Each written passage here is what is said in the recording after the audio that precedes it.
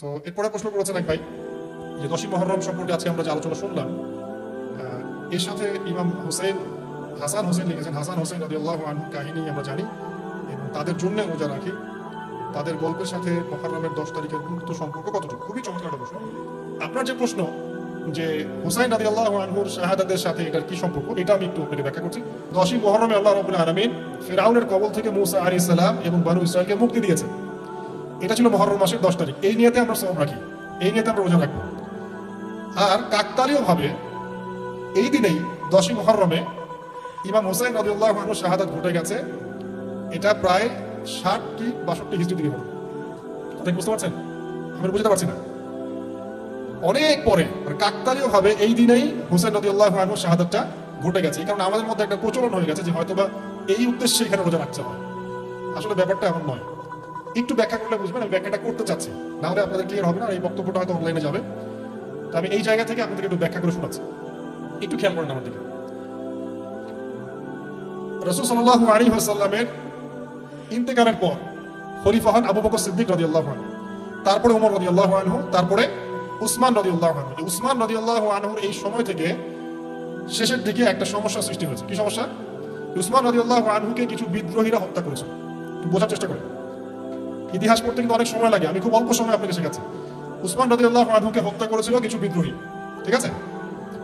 যিনি নবী সাল্লাল্লাহু আলাইহি ওয়াসাল্লামের জামাই, দুইজন মেয়েকে বিয়ে করেছেন, যিন্নুরাইন, তাকে হত্যা করেছে কিছু বিদ্রোহী। এরপরে খেলাফতের দায়িত্বে আসেন আলী রাদিয়াল্লাহু আনহু। কে আসেন? আলী রাদিয়াল্লাহু আনহু। আলী রাদিয়াল্লাহু আনহু দায়িত্ব নেন এই মক্কা মদিনা এই জায়গাটুকু উপরে। তার হাতে সাহাবায়ে কেরাম বায়াত করেন। কিন্তু ওই দিক বলতে বোঝাচ্ছি সিরিয়া, শামের দিকে, সেদিকের গভর্নর ছিলেন মুয়াবিয়া রাদিয়াল্লাহু আনহু। কি নাম? মুয়াবিয়া রাদিয়াল্লাহু আনহু। তিনিও কিন্তু একজন বড় মাপের সাহাবী, ঠিক আছে? তো মুয়াবিয়া রাদিয়াল্লাহু আনহু সেখানে নিজে সেখানকার খেলাফতের দাবি করেন। আলী রাদিয়াল্লাহু আনহুতে বায়াত তিনি করেননি। আলী রাদিয়াল্লাহু আনহুকে বারবার একটা বিষয়ের চাপ দেওয়া হচ্ছিল যে উসমান রাদিয়াল্লাহু আনহু শাহাদাতের আগে বিচার করতে হবে, হত্যাকারীর বিচার করতে হবে। তো এখানে একটা দ্বন্দ্ব, মানে একটা পলিটিক্যাল দ্বন্দ্ব সৃষ্টি হলো। ওইদিকে মুয়াবিয়া রাদিয়াল্লাহু আনহু তিনি খেলাফতের দাবিদার হয়ে উঠলেন, এদিকে সাহাবায়ে কেরাম সহ অনেকে আলী রাদিয়াল্লাহু আনহুর কাছে বায়াত করেন। তো এর ফলশ্রুতিতে দেখা যায় আলী রাদিয়াল্লাহু আনহু তার রাজধানীটাকে কুফায় নিয়ে যান, ইরাকের কুফায়। তো ইহুদিদের ইন্ধনের ফলে এক পর্যায়ে দেখা যায় যে আলী রাদিয়াল্লাহু আনহুর এক পক্ষ এবং একদিকে মুয়াবিয়া রাদিয়াল্লাহু আনহুর এক পক্ষ, তারা একটা অনাকাঙ্ক্ষিত যুদ্ধের দিকে চলে যায়, ঠিক আছে? এই যুদ্ধটাকে বলা হয় সিফিনের যুদ্ধ। কিসের যুদ্ধ? সিফিনের যুদ্ধ। এটা সংঘটিত হয়েছে 37 হিজরিতে। কত হিজরি? 37। এর আগের বছর আবার উটের যুদ্ধ হয়েছে, জঙ্গে জামাল। তারপরের বছর এই সিফিনের যুদ্ধ। সিফিনের যুদ্ধে আলী রাদিয়াল্লাহু আনহু বিজয় লাভ করেই ফেলেছিলেন। এই সময় মুয়াবিয়া রাদিয়াল্লাহু আনহুর দলের মধ্যে আমর ইবনে আস রাদিয়াল্লাহু আনহু তিনি বলছেন যে কোরআন ফয়সালা করবে। কোরআন ফয়সালা করবে, এটাকে কেন্দ্র করে একটা তৃতীয় পক্ষ নির্ধারণ করা হয়, যেটাকে আমরা সালেস বলি। মুয়াবিয়া রাদিয়াল্লাহু আনহুর পক্ষে একজন, তার নাম আমর ইবনে আস রাদিয়াল্লাহু আনহু, এবং আলী রাদিয়াল্লাহু আনহুর পক্ষে একজন, তার নাম হচ্ছে আবু মুসা আশআরী রাদিয়াল্লাহু আনহু। তারা গিয়ে একটা তৃতীয় পক্ষ করে মীমাংসা করতে চাচ্ছে যে আমরা কেউ যুদ্ধ চাই না, আমরা ভাই ভাই, আমরা সবাই মুসলিম উম্মার ঐক্যের খাতিরে এখানে একটা সলিউশন আসবে। তো সলিউশনে একটা আশা হচ্ছিল যে ঠিক আছে, উভয়ই পদত্যাগ করবে, নতুন খলিফা নেওয়া হবে, ঠিক আছে? এরকম একটা কথা চলছিল। কিন্তু মুয়াবিয়া রাদিয়াল্লাহু আনহু তিনি তার যে দাবি, এটা ছাড়তে চাচ্ছেন না। এদিকে আলী রাদিয়াল্লাহু আনহু দলের মধ্যে কিছু মানুষ, প্রায় 12,000, তারা এই দল থেকে বের হয়ে গেল যে আমরা আলীকেও মানি না রাদিয়াল্লাহু আনহু, মুয়াবিয়াকেও মানি না রাদিয়াল্লাহু আনহু, আমর ইবনে আসকেও মানি না রাদিয়াল্লাহু আনহু, এবং আবু মুসা আশআরী তাকেও মানি, আমরা কাউকে মানি না। এবং এদেরকে বলা হয় খারিজি। কি বলা হয়? খারিজি। তারা এখান থেকে দল থেকে বের হয়ে গেলেন। শুধু তাই না, তারা ফতোয়াও দিল যে আলী এবং মুয়াবিয়া, আমর ইবনে আস, আবু মুসা আশআরী সবাই কাফের। কারণ কি? কারণ হচ্ছে তারা আল্লাহর কিতাব, আল্লাহর বিধান দ্বারা বিচার ফয়সালা করছে না, মানুষের মত তারা গ্রহণ করছে। মানে ওদের উদ্ভট যুক্তি আর কি। তারা আল্লাহর কিতাব দিয়ে ফয়সালা করছে না, বরং মানুষের রায় গ্রহণ করছে। এটা একটা খোরা যুক্তি ছিল। আলী রাদিয়াল্লাহু আনহু এদেরকে দমন করলেন। নহরওয়ান নামক জায়গায় তাদের সাথে যুদ্ধ হলো, এবং এই যুদ্ধে আলী রাদিয়াল্লাহু আনহু জয়লাভ করলেন। সিফিনের যুদ্ধটা হয়ে গেল। এখন দেখেন দুইটা পক্ষ পাচ্ছেন আপনি এখানে, আলী রাদিয়াল্লাহু আনহু একটা পক্ষ, একটা কার? মুয়াবিয়া রাদিয়াল্লাহু আনহু পক্ষ। এখন এই যে খারেজিরা বের হয়ে গেল, এখন তো দেখা যায় যে কিছু কিছু শব্দ বললে মানুষ খারেজি ট্যাগ দিয়ে দেয় না। দেখেন এই খারেজি আকীদার সাথে কিন্তু আসলে পলিটিক্যাল সমালোচনার কোনো সম্পর্ক নেই। পলিটিক্যাল দ্বন্দ্বের সাথে, পলিটিক্যাল সমালোচনার সাথে কিন্তু খারেজি বা খাওয়ারিজ মতবাদটা আসলে জড়িত না। এটা কার সাথে জড়িত? ওই যে একদিন বলেছিলাম, খারেজিরা মনে করে কবিরা গুনাহ করলে কোনো ব্যক্তি কি হয়ে যায়? কাফের হয়ে যায়। খারিজিদের আকীদা হচ্ছে কবিরা গুনাহ করলে কোনো ব্যক্তি কাফের হয়ে যায়, এই আকীদাটার নাম খারিজি। এটা কি বাংলাদেশের মুসলিমরা লালন করে? কোনো আলেম, কোনো বক্তা, কোনো মুফাসসির, কোনো মুহাদ্দিস আপনাকে বলছে কখনো এই দেশের মাটিতে যে কবিরা গুনাহ করেছে এরা এদেরকে মেরে ফেলো বলেছে? কিন্তু আপনি কিছু হক কথা বললে আপনাকে একটা খেতে হবে। আসলে এই যারা এই ধরনের মানে বলছে একদিন খারিজি ম্যানুফ্যাকচার কোম্পানির সাথে সদস্য, এরা ভাঙাচোরা ইস্যু পেলেই কাউকে খারিজি ট্যাগ দিয়ে দেয়। আসলে মূল বিষয় এরা নিজেরাই খারিজ হয়ে যাচ্ছে, অন্যকে খারিজ করতে করতে নিজেরাই খারিজ হয়ে যাচ্ছে। এখানে দেখেন মুআবিয়া রাদিয়াল্লাহু আনহু এক পক্ষে, আলী রাদিয়াল্লাহু আনহু আরেক পক্ষে, ব্যাটেল যুদ্ধ হয়ে গেল, সিফিনের যুদ্ধ হয়ে গেল, 3 দিন যুদ্ধ হয়েছে। ওই যুদ্ধে কি মানুষ মারা যায় নাই? মারা যায় নাই? মারা গেছে। তো আলী রাদিয়াল্লাহু আনহু তো বলেননি যে ওরা খারিজি। কারা খারিজি? তাহলে যারা এই যে 12,000 সৈন্যের মধ্য থেকে বের হয়ে গেল এবং সবাইকে কাফের ফতোয়া দিল, আলীও কাফের, মুআবিয়া কাফের, আমর ইবনে আসও কাফের, নাউজুবিল্লাহ, আর এই যে আবু মুসা আশআরী তারাও কাফের। বোঝেন? এরপর তারা যখন বের হয়ে গেল, আলী রাদিয়াল্লাহু আনহু তাদেরকে হত্যা করলেন, তাদের সাথে যুদ্ধ করলেন। কিন্তু এদের কিছু কিছু মানুষ বেঁচেছিল। এরা একটা প্ল্যান করলো, কি প্ল্যান করলো? যে আমরা চোরাগুপ্তা হামলা চালিয়ে এই 4 জনের সবাইকে হত্যা করে দেবো। কথা বুঝতে পারছেন? 4 জন একই দিনে প্ল্যান করলো, রমজান মাসের 17 তারিখ। কত তারিখ? রমজান মাসের 17 তারিখ। ওইটা সম্ভবত 40 হিজরি। কত হিজরি? সিফিনের যুদ্ধ হচ্ছে 37 হিজরিতে, এটা হচ্ছে কত হিজরি? 40, 3 বছর পর এটা প্ল্যান করলো। এখনকার ওই যে পশ্চিমা গৌরব ধাঁধায় পড়া কিছু মানুষ যারা কিছু জঙ্গি সংগঠনের নাম রেখে প্ল্যান করে যে হঠাৎ সুইসাইড বোম মারবো, আছে না? এরকম একটা প্ল্যান করলো যে আমরা প্ল্যান করলাম এই 4 জনকে আমরা একদিনে উড়িয়ে দেবো বাড়িতে। এবং সেই প্ল্যান মোতাবেক তারা কাজ করলো, কাজ করে ঘাপটি মেরে বসে থাকলো। আলী রাদিয়াল্লাহু আনহু ফজরের নামাজে যাচ্ছেন, আব্দুর রহমান বিন মুলজিম নামে এক ব্যক্তি আলী রাদিয়াল্লাহু আনহুকে পুরো তরোয়াল দিয়ে আঘাত করে হত্যা করলো। ইন্না লিল্লাহি ওয়া ইন্না ইলাইহি রাজিউন। কাকে হত্যা করলো? নবী সাল্লাল্লাহু আলাইহি ওয়াসাল্লামের মেয়ের জামাইকে। চিন্তা করতে পারেন? যিনি প্রতিটা যুদ্ধে নবী সাল্লাল্লাহু আলাইহি ওয়াসাল্লামের সাথে ছিলেন, তাকে বললো যে সে কাফের হয়ে গেছে। আর যে হত্যা করেছে আব্দুর রহমান বিন মুলজিম, সে হত্যা করার পরে আল্লাহ শুকরিয়া আদায় করেছে। সে বলেছিল যে আমি আল্লাহ শুকরিয়া আদায় করছি যে আল্লাহ আমার হাতে একজন পথভ্রষ্ট মানুষকে মারলেন না। চিন্তা করতে পারেন? ওইদিকে মুআবিয়া রাদিয়াল্লাহু আনহুকে মারার প্ল্যান করা হয়েছে সিরিয়া। ওনাকে আঘাত করা হয়েছে, কিন্তু আঘাতটা তার মানে শরীরের সেই জায়গায় লাগে নাই যেখানে লাগলে তিনি মারা যেতে পারতেন। তিনি আহত হয়েছেন, পরবর্তীতে চিকিৎসা করে সুস্থ হয়ে গেছে। আর এদিকে আমর ইবনে আস এবং আব্দুর রহমান আবু মুসা আশআরী তাদের উপরে হামলা হয়েছে। আমর ইবনে আসের জায়গায় আরেকজন সাহাবী গিয়েছেন নামাজ পড়তে, তিনি ডেড। মানে তাদের উদ্দেশ্য সফল হয়েছে এই জায়গায় যে আলী রাদিয়াল্লাহু আনহুকে হত্যা করা হয়েছে। তো এখন আলী রাদিয়াল্লাহু আনহু যখন নিহত হয়ে গেলেন, তাহলে কে থাকলো এখন?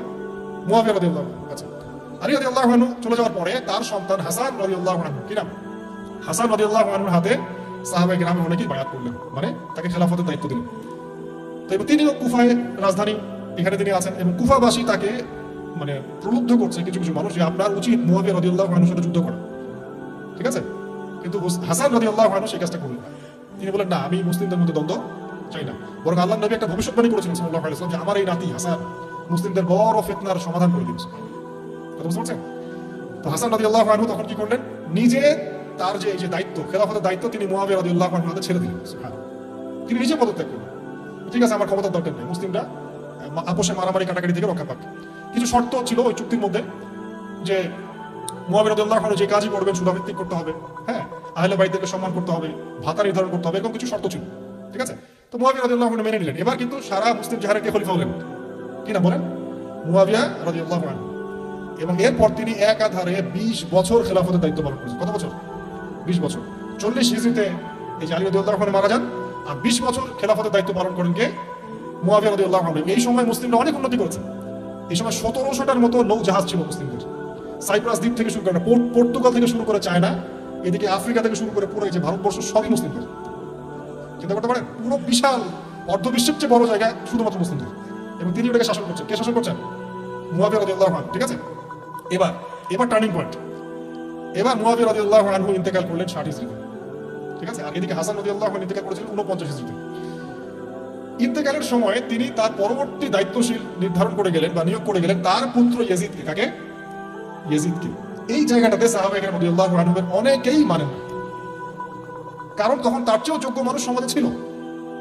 ঠিক আছে? তখন আব্দুল্লাহ বিন উমর বেঁচে আছেন, আব্দুল্লাহ বিন আব্বাস বেঁচে আছেন, আব্দুল্লাহ বিন জুবাইর রাদিয়াল্লাহু আনহু, বড় বড় জলিল সাহাবী তারা একদম বেঁচে আছেন। কিন্তু কি করলেন মুআবিয়া রাদিয়াল্লাহু আনহু, আল্লাহ তাকে জান্নাতবাসী করুন, তিনি তার ছেলে ইয়াজিদকে শাসন ক্ষমতা দিয়ে গেলেন। এই যে শুরু হলো বাবার পরে ছেলে, বুঝতে পারছেন? রাজতন্ত্র শুরু হলো। এবার সাহাবায়ে কেরামদের মধ্যে অনেকেই এটা মানতে চাচ্ছেন না। যারা মানতে চাচ্ছেন না তাদের মধ্যে আছেন আব্দুল্লাহ বিন ওমর রাদিয়াল্লাহু আনহুর ছেলে, আছেন আব্দুল্লাহ বিন আব্বাস রাইসুল মুফাসসিরিন, আছেন আব্দুল্লাহ বিন জুবাইর বিন আওয়াম রাদিয়াল্লাহু আনহুর ছেলে, এরকম বড় বড় সাহাবী, এবং তারা মক্কা মদিনায়।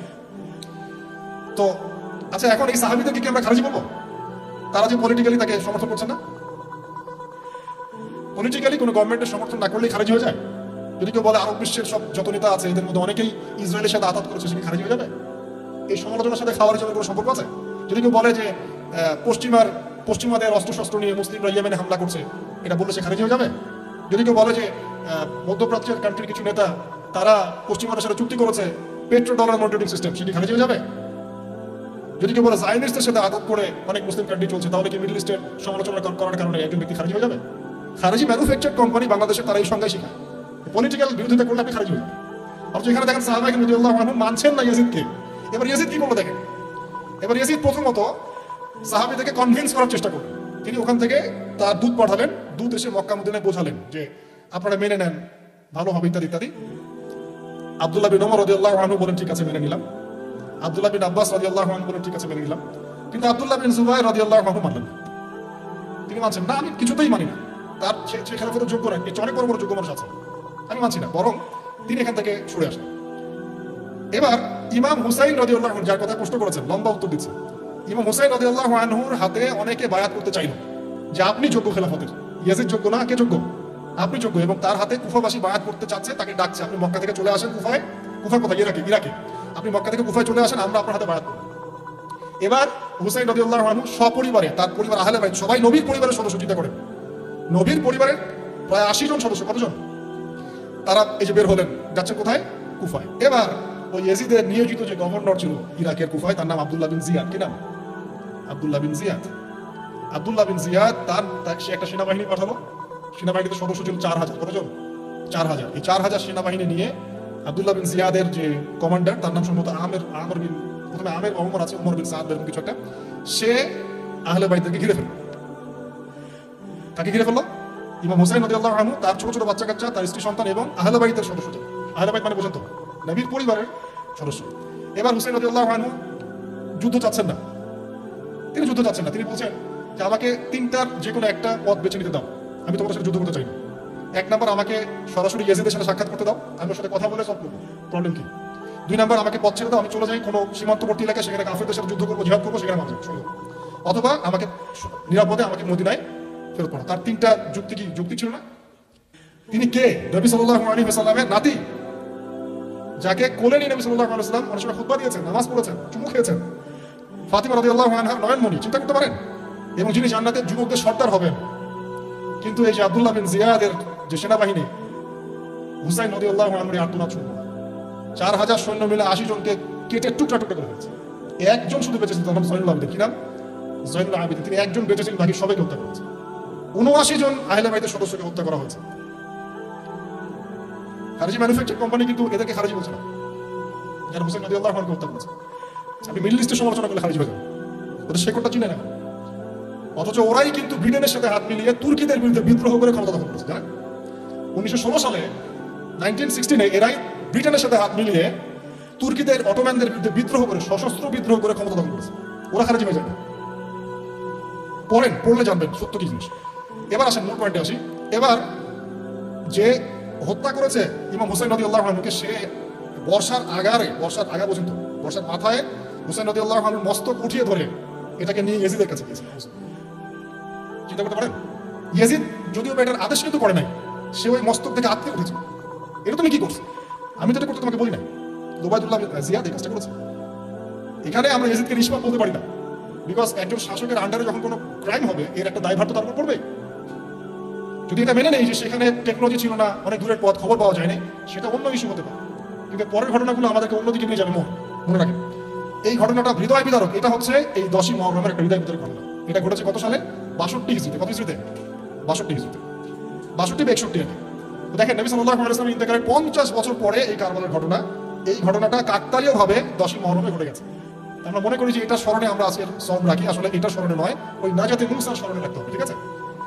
তো কারবালা ঘটনা বুঝলেন, এই 61 হিজরিতে কারবালা ঘটনা ঘটে, যেটা স্মরণে অনেকে রোজা রেখে থাকে সমাজে। আসলে এটা স্মরণে নয়, নাজাতে মুসার স্মরণে রাখতে হবে ইনশাআল্লাহ তাআলা। আল্লাহ পাক তৌফিক দান করুন, আমিন। এরপর মদিনাবাসী আর মক্কাবাসী এই যে ইয়াজিদের বিরুদ্ধে খেপে গেল, তার কিছুতে তার আনুগত্য মানবে না। ইয়াজিদ চাপ প্রয়োগ করতে লাগলো। এক পর্যায়ে সেই যে মুসলিম বিন উকবাকে পাঠালো 10,000 সৈন্য দিয়ে মদিনায়। 3 দিন সে মদিনা অবরোধ করে রাখলো। সবাইকে বললো যে ইয়াজিদের আনুগত্য করতে হবে, অন্যথায় তোমাদের উপর হামলা করা হবে। নবীর শহরে মুসলিম বিন উকবার নেতৃত্বে, পিছনে ইয়াজিদ ছিল, ইয়েজিদের শাসনামলে মুসলিম বিন উকবার নেতৃত্বে 63 হিজরিতে 3 দিন মদিনায় ম্যাসাকার চালানো হয়েছে। মদিনার মানুষকে হত্যা করা হয়েছে। মদিনার মানুষ সাহসিকতার সাথে যুদ্ধ করেছে, ডিফেন্ড করেছে, তাদেরকে হত্যা করা হয়েছে। মদিনায় লুটপাট করা হয়েছে, ধ্বংসযজ্ঞ চালানো হয়েছে, হাজার হাজার মানুষ মারা গেছে। এখন আমাকে বলেন যে মদিনার যে মানুষগুলো এই মুসলিম বিন উকবার সেনাবাহিনীর বিরুদ্ধে দাঁড়িয়েছিল, এরা কি খারেজি ছিল? ওরা তো শাসকের বিরুদ্ধে যুদ্ধ করলো। উত্তর দেন। এই খারেজি ম্যানুফ্যাকচার কোম্পানিকে বলেন, উত্তর দিতে বলেন।